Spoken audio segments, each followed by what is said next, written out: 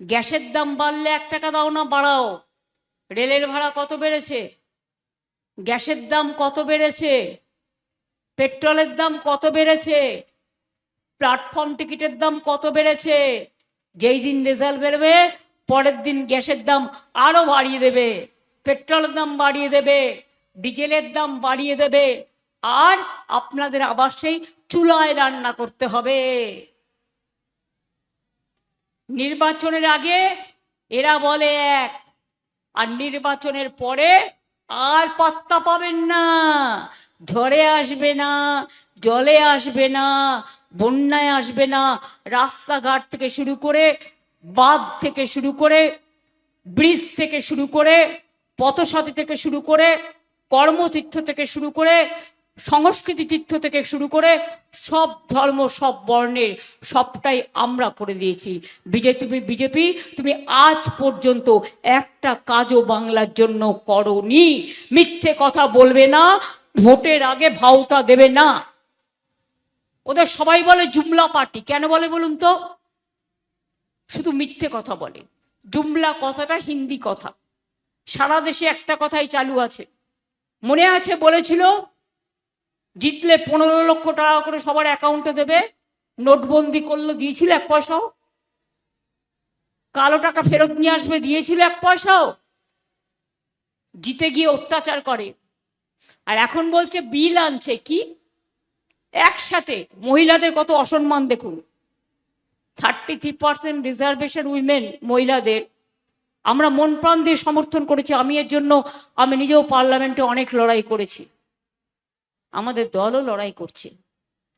33% reservation করার বিল তো অনেক দিন ধরে পড়ে আছে, তা তুমি তার সাথে ডিলিমিটেশন কেন করছো? তার কারণ বাংলাকে তুমি ভাগ করার চেষ্টা করছো, সারা দেশকে ভাগ করার চেষ্টা করছো, কেটে কেটে খণ্ড খণ্ড করার চেষ্টা করছো। তাই দুটো মহিলা আর ডিলিমিটেশন একসাথে হতে পারে না। মহিলা বিল আলাদা বিল, ডিলিমিটেশন বিল আলাদা বিল। এটা আপনাদের আবার আপনাদের ভোট কাটবার যাদের ভোটও আছে এবং এনআরসি করার একটা চক্রান্ত এবং পরিকল্পনা, এই পরিকল্পনায় পা দেবেন না। আজকে আমি খুশি যে আমাকে মহারাষ্ট্রের উদ্ধব ঠাকরেও ফোন করে বলছে, কথা বলতে চায়। স্ট্যালিন তামিলনাড়ু চিফ মিনিস্টারও ফোন মেসেজ পাঠিয়ে বলছে কথা বলতে চাই। তেজস্বী বলছে দিদি আমি বাংলায় আসতে চাই। অখিলেশ আমায় ফোন করে। মনে রাখবেন, সবাই বাংলায় আসতে চায়। সবাই জানে বাংলার লড়াইতে বিজেপি যে অত্যাচার করছে এবং নিরপেক্ষ নির্বাচন না করে এক পক্ষ দুষ্টুমি করছে, অত্যাচার করছে, বাদরামও করছে, এর বিরুদ্ধে আপনাদের রায় দেওয়ার প্রয়োজন আছে কি নেই? কি মা বোনেরা বিজেপির অত্যাচার মেনে নেবেন?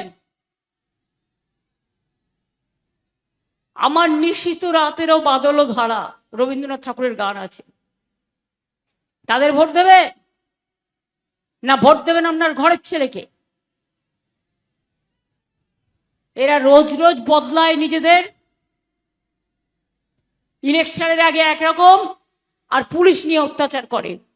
তৃণমূলের কর্মীদের অ্যারেস্ট করবে, মধ্যরাতে এজেন্টদের অ্যারেস্ট করবে, মানুষকে অ্যারেস্ট করবে, গন্ডগোলের নামে এনআইএ দিয়ে কেস দেবে। দিল্লি থেকে এলো ভাই, মোটা ভাই, সাথে এলো ইডি সিবিআই। দিল্লি থেকে এলো গাই, সাথে এলো ইডি সিবিআই, সাথে আছে এনআইএ, সব নাচছে ধেই ধেই। ওদের বলি 4 তারিখের পরে তোমাদের মুখোশ টেনে খুলে দেব, তার কারণ মানুষ তোমাদের সমর্থন করে না। এত মানুষ মারা গেছে। আসাম থেকে তুমি পাঠাচ্ছ আজকে কুচবিহারে এনআরসির নোটিশ, লজ্জা করে না? আসামে ভোট করেছো কি করে? বাইরে থেকে লোক নিয়ে গিয়ে ট্রেনে করে ভোট করেছো।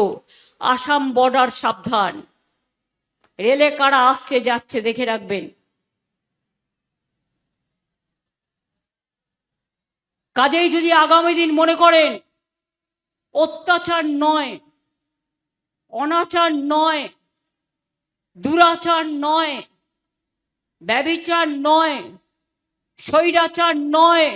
এই ভোট কাটারি যাদের লাইনে দাঁড় করিয়ে প্রমাণ করতে হচ্ছে আমরা ভারতীয় কিনা, আমরা বাংলায় বাস করি কিনা, আজকে তাদের বিরুদ্ধে রায় দিতে হবে। বাংলা ভাষায় কথা বললে তোমার রাজ্য উত্তরপ্রদেশে মারো, রাজস্থানে মারো, বিহারে মারো, ইউপিতে মারো, দিল্লিতে মারো। কুচবিহারের কত শ্রমিক কাজ করতে গিয়ে খুন হয়ে ডেড বডি ফিরে এসছে।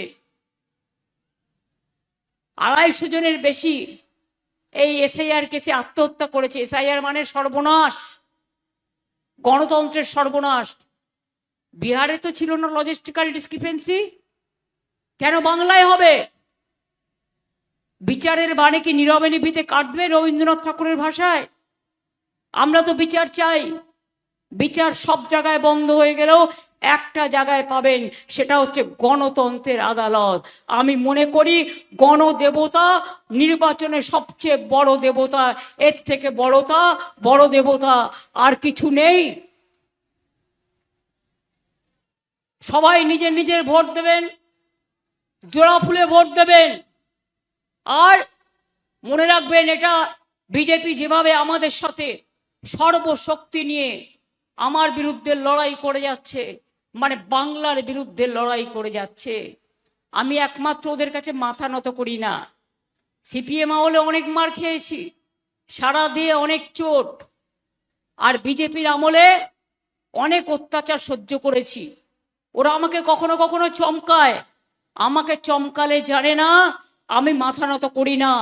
আমাকে চমকালে আমি ধমকাই, আমাকে ধমকালে আমি উতরাই, আমাকে উতরালে আমি বর্ষাই, আর আমাকে বর্ষালে আমি গর্জাই, আর আমাকে গর্জালে আমি এগিয়ে যাই। তোমাদের হিম্মত নেই, সামনাসামনি লড়াই করতে পারো না, মানুষের প্রতি বিশ্বাস নেই, বহিরাগত গুন্ডাদের নিয়ে এসে ট্রেনে করে বিজেপির বুথে বসার লোক নেই। বাড়ি বাড়ি যারা যাচ্ছে ফর্ম ফিল আপ করছে সব এজেন্সির লোক, টাকা দিয়ে এজেন্সি অ্যাপয়েন্ট করেছে। যারা বুথে বসবে তারা এজেন্সির লোক।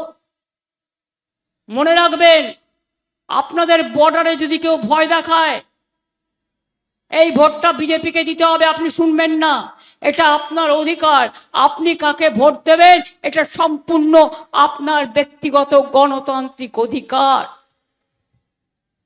তাই আমি যদি একা যুদ্ধ করতে পারি, আপনারা মা বোনেরা ভাইয়েরা আমার সহযোদ্ধা।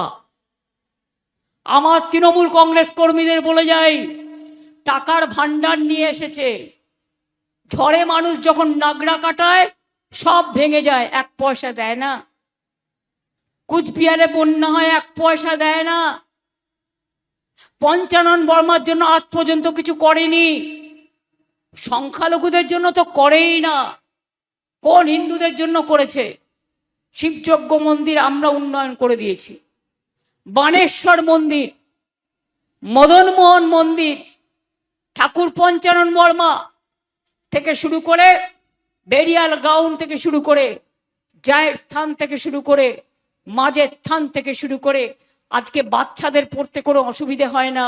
শিক্ষাশ্রী স্কলারশিপ পায়, কন্যাশ্রী পায়, মেয়েদের বিয়ে না হলে 25,000 টাকা পায়, এমনকি কেউ মারা গেলেও শেষকৃত্যের জন্য 2,000 টাকা পায়, বিনা পয়সায় খেতে চাল পায়, বিনা পয়সায় স্বাস্থ্য পায়, বিনা পয়সায় সব কিছু পায়। কোথাও পাবেন না এরকম। 105টা আমাদের সামাজিক স্কিম আছে। আগামী দিনও বলে যাচ্ছি, আগে যেমন দুয়ারে সরকার করেছিলাম, এবার দুয়ারে স্বাস্থ্য করব। আপনার বাড়ির সামনে ডাক্তার আসবে, ইঞ্জিনিয়ার আসবে, প্যারাটিচার আসবে, সিস্টাররা আসবে, অ্যাম্বুলেন্স আসবে, স্ক্যান মেশিন আসবে, আপনাদের স্বাস্থ্য পরীক্ষা হবে দুয়ারে সরকারের মতোই। বাইরে কাউকে যাওয়ার দরকার নেই। ব্লকে ব্লকে, টাউনে টাউনে আমরা এটা করে দেব, মাথায় রাখবেন।